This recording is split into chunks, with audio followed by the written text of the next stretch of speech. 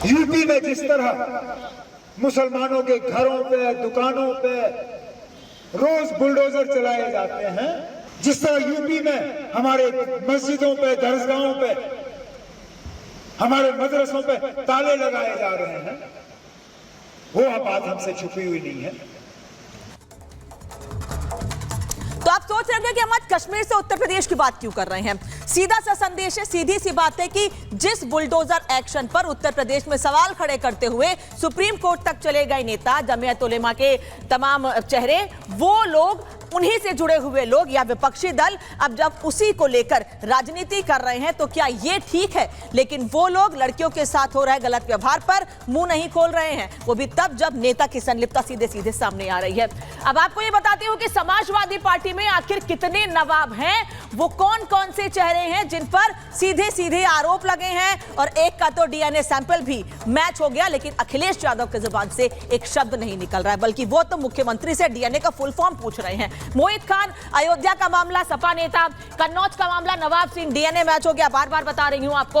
और अब ये मामला मऊ में सामने आया है। वीरेंद्र बहादुर पाल समाजवादी पार्टी के नेता हैं, बड़े पदों पर रह चुके हैं, बड़ा रसूख रखते हैं, और इन पर अपनी ही महिला सहयोगी पर गलत नजर रखने का, उसके साथ दुष्कर्म करने का आरोप लगा है, और खुद उस महिला ने सामने आकर यह बताया है कि किस तरह से उसके वीडियो बनाकर, उसकी फोटोज दिखाकर उसे ब्लैकमेल किया जा रहा था और उसके साथ दुष्कर्म की वारदात को अंजाम दिया जा रहा था। लेकिन उसके बाद भी ये नेता कुछ नहीं बोल रहे हैं। अब ये बताती हूं आपको कि मऊ, जिसका जिक्र आज मैं कर रही हूं, वो बहादुर है कौन? सपा नेता पर आरोप लगे हैं, समाजवादी पार्टी के नेता वीरेंद्र बहादुर, सपा नेता पर रेप का आरोप लगाया है, और यह रेप का आरोप उनकी सहयोगी, महिला सहयोगी ने ही लगाया है।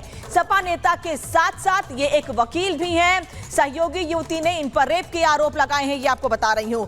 अश्लील वीडियो बनाकर ब्लैकमेलिंग का आरोप इन पर लगाया गया है, और आरोप लगने के बाद से वीरेंद्र बहादुर फरार हैं। ये हैं समाजवादी पार्टी के बहादुर नेता। सपा बसपा से इनका पुराना नाता रहा है। सपा नेता पर आरोप लगे, लेकिन अभी तक तमाम नेता समाजवादी पार्टी के, और वो नेता जो बुलडोजर पर डराने, धमकाने, खौफ पैदा करने, भड़काने की कोशिश कर रहे हैं, वो कुछ भी इस पर बोलने को तैयार नहीं है। आज सीधे सीधे महाभारत में सवाल यही कि आखिर आप बुलडोजर पर खौफ पैदा करते हैं, लेकिन वो नेता जो बेटियों की अस्मत से खिलवाड़ कर रहे हैं, उन पर आपके जबान से एक शब्द नहीं निकलता है। रिपोर्ट देखिए।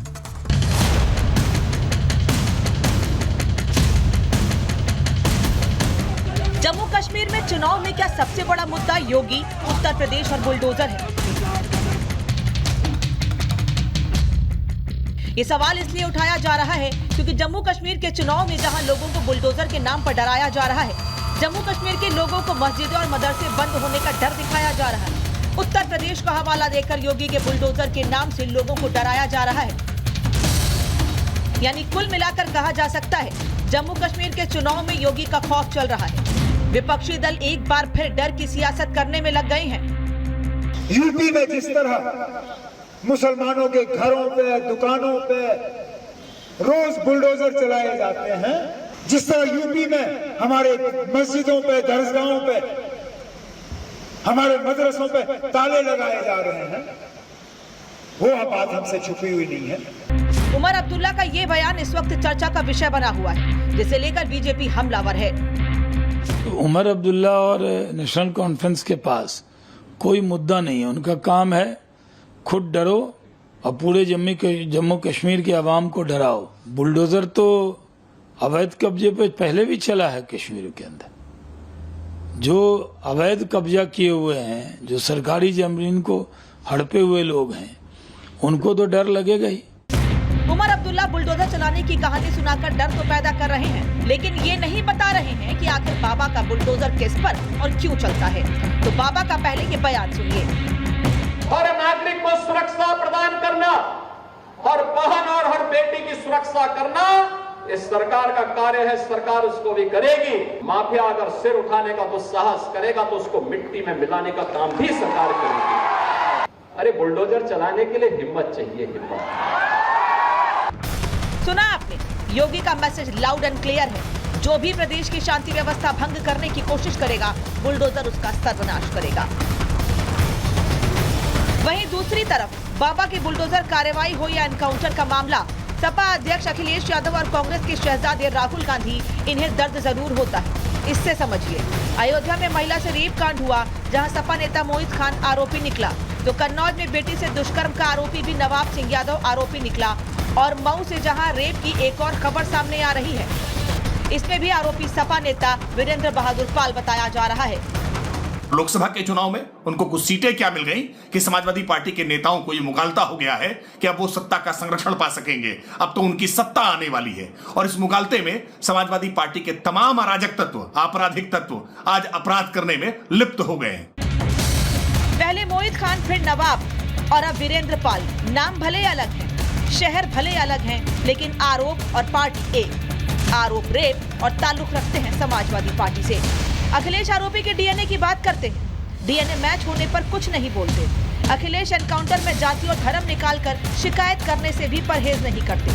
अब तो एनकाउंटर मामले में राहुल गांधी भी सवाल उठा रहे हैं और कह रहे हैं कि एसटीएफ जैसे प्रोफेशनल फोर्स को बीजेपी सरकार में आपराधिक गिरोह की तरह चलाया जा रहा है, जिस पर केंद्र सरकार की चुप्पी इस ठोको नीति पर उनकी स्पष्ट सहमति है। मतलब ये कि अगर योगी सरकार कार्रवाई ना करे तो सवाल, कार्रवाई करे तो सवाल। और अब चुनाव में बाबा के बुलडोजर का डर जनता को दिखाकर वोट बैंक की राजनीति करना।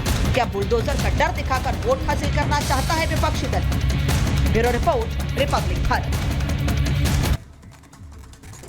तो बुलडोजर का खौफ दिखाकर वोट बटोरने की कोशिश है क्या? लेकिन लड़कियों के साथ या लड़कियों की अस्मत पर राजनीति करने वाले वो नेता जो हाथरस से लेकर दूसरी जगहों पर तो चले जाते हैं, वो कन्नौज से लेकर मऊ और अयोध्या तक शांत क्यों रहते हैं? मेहमान जुड़े हैं चर्चा के लिए। परिचय करा दूं आपका, शहजाद पूनावाला, भारतीय जनता पार्टी के राष्ट्रीय प्रवक्ता, इस वक्त मेरे साथ जुड़ रहे हैं। DGP Vikram Singh, former DGP Uttar Pradesh के विक्रम सिंह जी मेरे साथ जुड़ रहे हैं इस वक्त। सुनील सिंह साजन, राष्ट्रीय प्रवक्ता समाजवादी पार्टी के, इस वक्त मेरे साथ जुड़ रहे हैं। प्रेम कुमार जी, वरिष्ठ पत्रकार, स्टूडियो से ही साथ में जुड़े हुए हैं मेरे, और मुमताज आलम रिजवी, राजनीतिक विश्लेषक, स्टूडियो से ही साथ जुड़े हैं। आप सभी लोगों का बहुत बहुत स्वागत है। शहजाद, पहला सवाल आपसे, क्योंकि उमर अब्दुल्ला ने सीधे सीधे योगी आदित्यनाथ के बुलडोजर, उनकी कार्रवाई का डर दिखाते हुए कहा है कि हमारे मस्जिदों, हमारे मदरसों को निशाना बनाया जा रहा है और उत्तर प्रदेश में मुस्लिमों को कलंकित किया जा रहा है।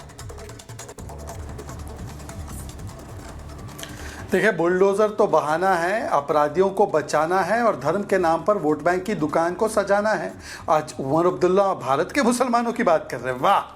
एक लाइटर नोट पे कह दूं, जब तक ये 370 और 35 था अनामिका जी, तो भारत का कोई मुसलमान, मान लीजिए मुमताज़ जी, अगर मुमताज़ जी जाकर कोई कश्मीरी लड़की से शादी कर लेते तो उस कश्मीरी लड़की के बच्चों को अधिकार नहीं मिलता।